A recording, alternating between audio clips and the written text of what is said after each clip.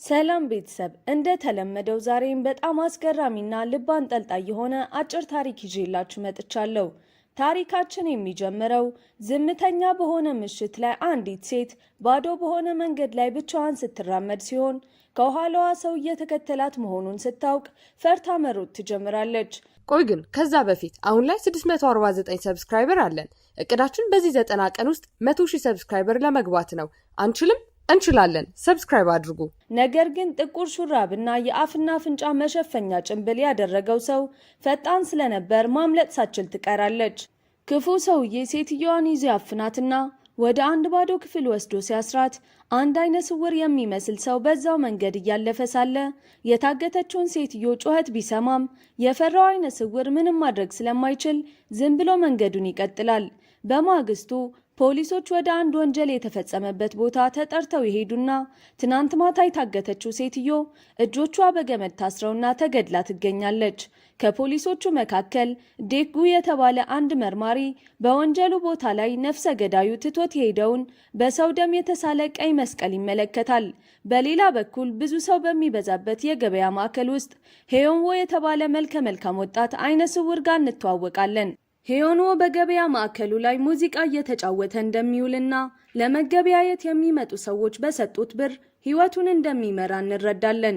ታዲያ አንድ ቀን ሄዮንዎ በጊታሩ እየተጫወተ ሳለ ቹንግሱ የተባለ ሰው ወደሱ ሲመጣ ቹንግሱ ሙዚቃውን ለመስማት ሄዮንዎን ዘወትር እንደሚጎበኘው እንረዳለን። ነገር ግን ይህ ጊዜ የተለየ የሆነበት ምክንያት ቹንግሱ ወደ ሄዮንዎ ጆሮ ጠጋ ብሎ አንድ አስፈሪ ሚስጥር ስለነገረው እንደሆነ እንረዳለን። ቹንግሱ የነገረው አስፈሪ ሚስጥር ትናንት ማታ ሰው እንደገደለ ሲሆን ያገዳደሉን ሁኔታ በዝርዝር ሲገልጽለት በጣም የፈራው ሄዮንዎ እየዋሸ መሆን እንዳለበት ይነግረዋል። በዚህን ጊዜ የሄዮንዎ መፍራት የተመለከተው ቹንግሱ በከፍተኛ ድምጽ ስቆ ስለ ግድያ የሚተርክ አዲስ ልብ ወለድ እየጻፈ ስለሆነ አንድ የመጣለትን ታሪክ እየነገረው እንደሆነ ያስረዳዋል። ነገር ግን ቹንግሱ ከሄደ በኋላ ግድያውን እንዴት እንደተገበረው ሲናገር የእውን እንጂ የልብ ወለድ ስለማይመስል ሄዮንዎ መጠርጠር ይጀምራል። ከዚያም የሄዮንዎ ትልቅ አድናቂ የሆኑት የሁለተኛ ደረጃ ተማሪዎች ይመጡና እሱን ለማስደሰት ይዘውት የመጡትን ስጦታዎች ይሰጡታል። ከትንሽ ጊዜ በኋላ ሚሪም የተባለች የደከማት የምትመስል የሁለተኛ ደረጃ ተማሪ ወደ ገበያ ማዕከሉ ስትመጣ የክፍል ጓደኞቿ በሄዮንዎ ዙሪያ ተሰብስበው ሲያናግሩት ስላየች የተበሳጨችው ሚሪም ጓደኞቿ እስኪሄዱ ትጠብቅና ወደ ሄዮንዎ ትሄዳለች። ሚሪም ሄዮንዎን ብዙ ጊዜ እንደምትጎበኘውና ከሱ ጋር የጓደኝነት ያክል ልዩ የሆነ ግንኙነት እንዳላት እንረዳለን። ሚሪም ገና ከመምጣቷ ትናንት ማታ ስለተገደለችው ሴት ዜና ስትነግረው ይህች ሴት ባለፈው ወደ እሱ እንደመጣችና በቅርቡ እንደምታገባ በደስታ እንደነገረችው ታስታውሷለች። በዜናውና ቹንግሱ በነገረው ነገር መመሳሰል የደነገጠው ሄዮንዎ በጣም እየመሸ ስለሆነ ወደ ቤቷ እንድትሄድ ለሚሪም ይነግራታል። ነገር ግን በዚህ ጊዜ ሚሪም ልትሄድ ስትል የገበያ ማዕከሉ የጽዳት ሰራተኛ የሚሪምን ፊት ያይና ፊቷ በመጎዳቱ በጣም ይደነግጣል። የጽዳት ሰራተኛው ምን እንደሆነች ሲጠይቃት ሚሪም የውሸት ሳቅ እየሳቀች እንዲሁ ወድቃ እንደሆነ ትነግረዋለች። ከዚያም ሚሪም ከአባቷ ጋር ወደምትኖርበት ትንሽ ቤት ስትሄድ አባቷ ጠጪና ጨካኝ ሰው እንደሆነ እናያለን። ሚሪም ወደ ቤት ስትገባ አባቷ ሰላምታ ከመስጠት ይልቅ ወዲያውኑ ተጨማሪ አልኮል እንድታመጣለት ያዛታል። ነገር ግን በዚህ ጊዜ ሚሪም ዝም ስላለች የተናደደው አባቷ ጠርሙሱን ሲወረውርባት ጭንቅላቷ ላይ ይሰበራል። ይባስ ብሎም አባቷ ተነስቶ ሲደበድባት እንዲህ መኖር የሰለቻት ሚሪም በህመሙ ብዛት እያለቀሰች ዛሬውኑ ከቤት ለመውጣት ትወስናለች።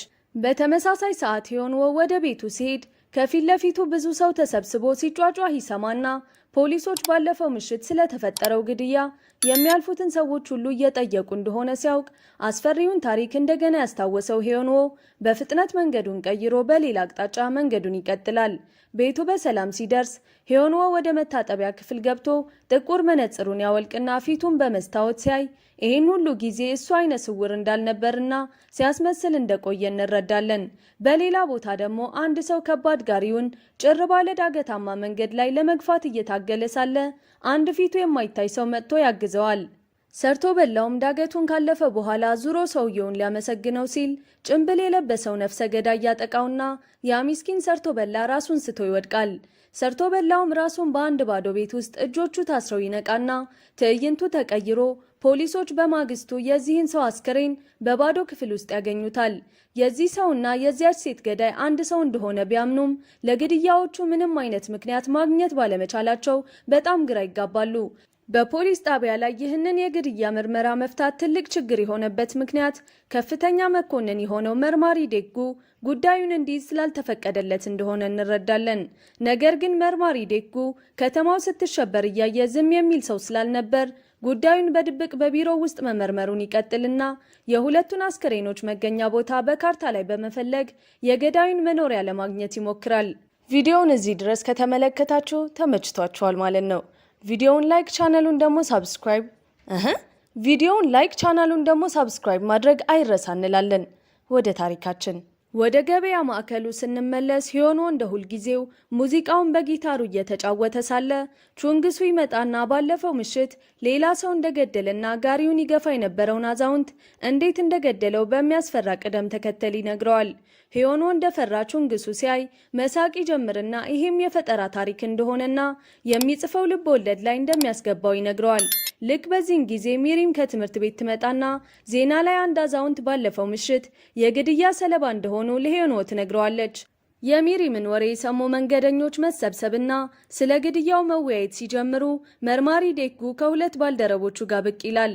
መርማሪውም ለሂዮኖ ሁለቱም የተገደሉት ሰዎች የእሱ ሙዚቃ ለማዳመጥ መጥተው እንደነበር የሚያሳይ የመንገድ ካሜራ ፎቶዎችን እያሳየ ስለ ግድያው የሚያውቀው ነገር ካለ ይጠይቀዋል። በዚህ ድንገተኛ ጥያቄ በጣም የተረበሸው ሂዮኖ ወደ እሱ የመጡት ሁለቱ ሰዎች ስለ ተራ ህይወታቸው ብቻ እንደነገሩትና ምንም ያልተለመደ ነገር እንዳልነበር ይናገራል። ነገር ግን በዚህ ጊዜ በመልሱ ያልረካው መርማሪ ዴጉ የቢዝነስ ካርዱን ለሂዮኖ ይሰጠውና ያልተለመደ ነገር ካስታወሰ እንዲደውልለት ይጠይቀዋል።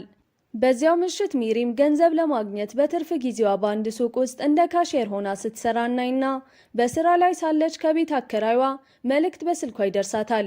መልእክቱም የባለፈውን ወር የቤት ኪራይ ስላልከፈለች ቶሎ ክፍያውን እንድትፈጽም የሚጠይቅ እንደሆነ እንመለከታለን። ምን ማድረግ እንዳለባት ግራ የተጋባችው ሚሪም አለቃዋን ገንዘብ እንድታበድራት ለመጠየቅ ብትወስንም በሚያሳዝን ሁኔታ አለቃዋ ምንም ገንዘብ ለማበደር ፈቃደኛ ባለመሆኗ ሚሪም ከስራ በኋላ በጣም ተበሳጭታና ተስፋ ቆርጣ ወደ ቤቷ ትሄዳለች። ከዚያም ወደ ቤት በምትሄድበት መንገድ ላይ አንድ ሰው እየተከተላት እንደሆነ ስለተሰማት ዞር ስትል ማንንም ስላላየች መንገዷን ትቀጥላለች። ሚሪም በመንገዷ ላይ እንዴት ካለ ገንዘብ ፍላጎቶቿን ማሟላት እንደምትችል ያለማቋረጥ እየተጨነቀች ለማሰብ ትሞክራለች። ይህ በእንዲህ እንዳለ ሂዮኖም ወደ ቤቱ ሲመለስ ቹንግሱ ስለተናገረው ነገር ማሰብ ማቆም ስላልቻለ ቹንግሱ በልብ ወለዱ ውስጥ ያሉ ታሪኮች ናቸው ያላቸው ሁለቱ ግድያዎች በቅርብ ጊዜ ከተፈጸሙት እውነተኛ ግድያዎች ጋር ተመሳሳይ እንደሆኑ ይገነዘባል። ጊዜው ቢያልፍም ፖሊስ ከተማዋን እያሸበረ ላለው ነፍሰ ገዳይ ምንም አይነት ተጠርጣሪ ማግኘት ስላልቻለ የነፍሰ ግድያው ሰለባ የሆኑ ሰዎችም ቁጥር እየጨመረ ይመጣል። አንድ ቀን መርማሪ ዴጉ ከቡድኑ ጋር ስብሰባ ላይ ያለ አንድ ወጣት ፖሊስ ወደ ክፍሉ ገብቶ የግድያውን ጉዳይ የሚደግፍ ምንም ጠንካራ ማስረጃ ስለሌለ ምርመራው መቆም እንዳለበት ይናገራል።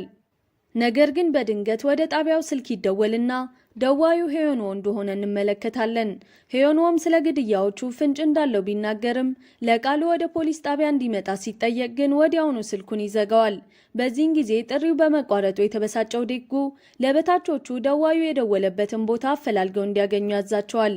ነገር ግን በዚህ ጊዜ ዋና መርማሪ ፖሊስ ዴጉ በማይመለከተው ስራ ላይ ትዕዛዝ መስጠቱ ወጣቱ መርማሪ በጣም ይናደዳል። በዚያው ምሽት ሚሪም ወደ ተከራየችው ቤት ስትሄድ ባለጌዋ አከራይዋ እሷ እስክትመጣ እየጠበቃት መሆኑን ስታይ ላለመግባት ትወስናለች።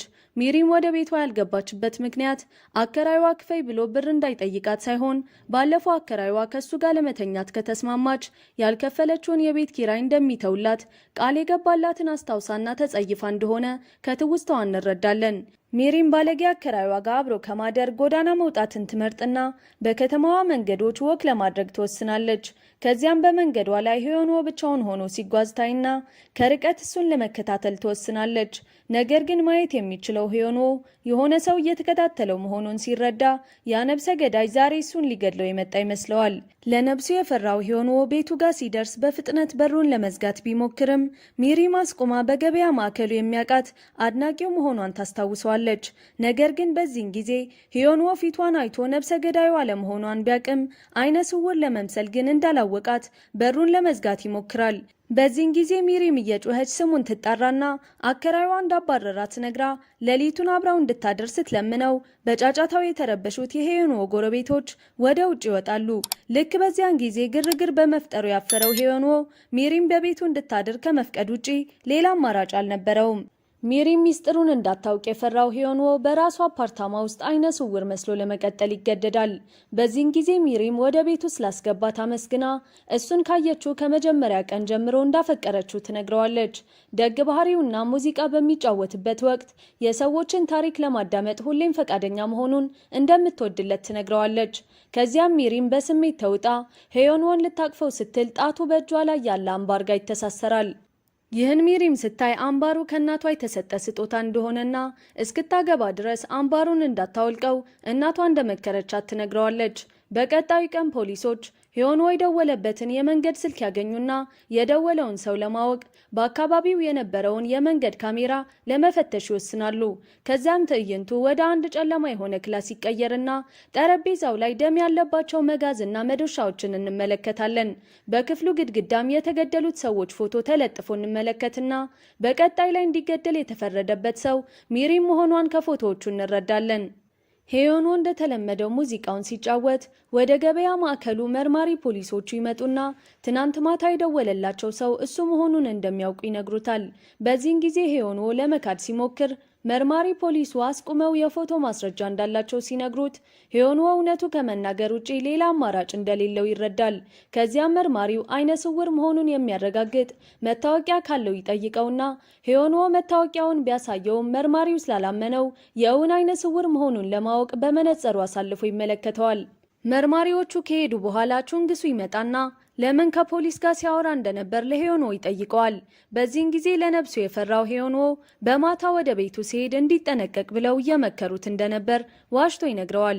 በዚህን ጊዜ ቹንግሱ ልብ ወለዱ ላይ የሚገደለውን ሶስተኛ ሰው እንዲገምትለት ለሄዮንዎ ይጠይቀዋል።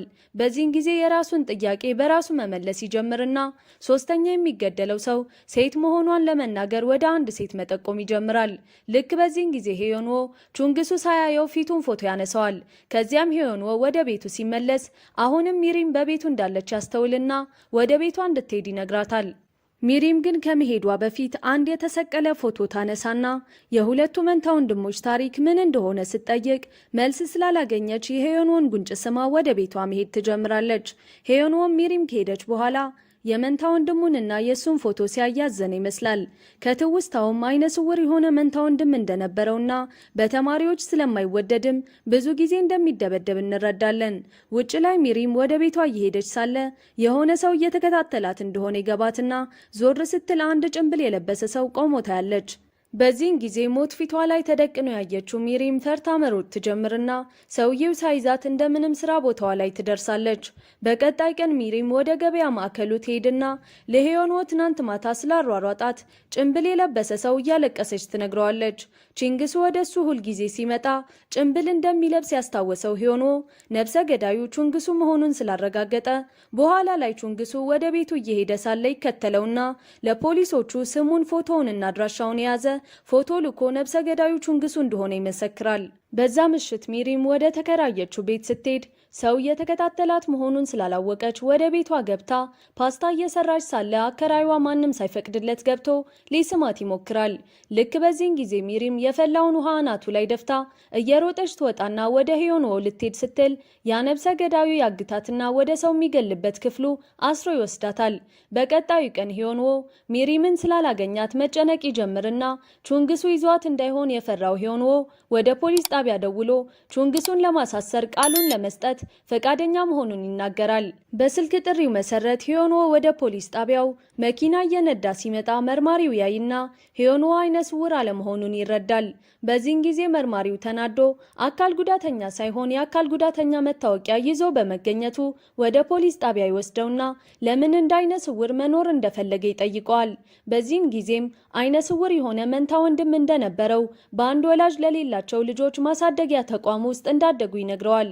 ነገር ግን አንድ ቀን መንታ ወንድሙ ጋር መነጽሩን ተቀያይሮ ሳለ ወንድሙ የሚኖርበት ህፃናት ማሳደጊያ ተቋም ህፃናትን እየገደለ የአካል ክፍላቸውን እንደሚሸጥ ስላወቀ የማሳደጊያ ተቋሙ ባለቤት ሄዮኑ አይነ ስውሩ መስሏቸው እሱን ወደ ሌላ ቦታ እንደላኩትና ወንድሙን ግን ክፉኛ ደብድበው በህመሙ ምክንያት ራሱን እንዲያጠፋ እንዳደረጉት ለፖሊሱ ሄዮኑ ይነግረዋል። በዚህን ጊዜ ፖሊሱ ታሪኩን ሲሰማ አዝኖ እንዳይነ ስውር የሚኖረው አይን እንዳለው ያሳደጉት የማደጎ ተቋም ካወቀ እንዳይገለው እንደሆነ ይረዳል።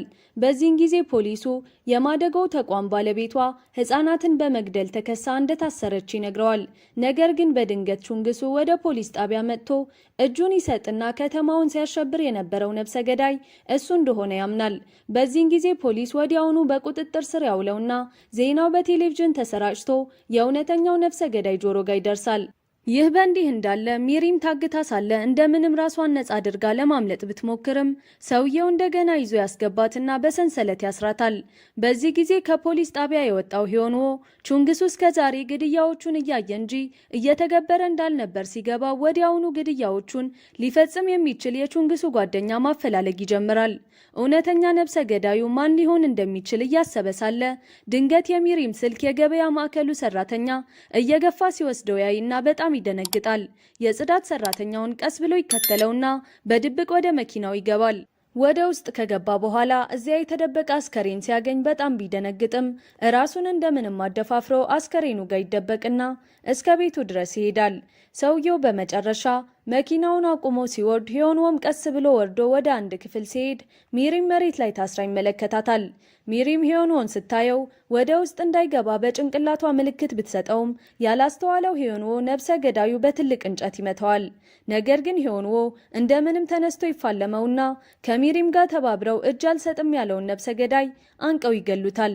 በፊልሙ መጨረሻ ላይ ፖሊሶች በነፍሰ ገዳዩ ቤት ሲደርሱ ሚሪም እና ሄዮንዎ ከአስከፊው መከራ ስለተረፉ እጅ ለእጅ ተያይዘው ሲሄዱ ፊልሙ ይጠናቀቃል። ሀሳብ አስተያየታችሁን ኮሜንት ላይ ጻፉልን። እዚህ ጋር የምትመለከቱትን ቪዲዮ ማየት እንዳትረሱ። ይመቻችሁ።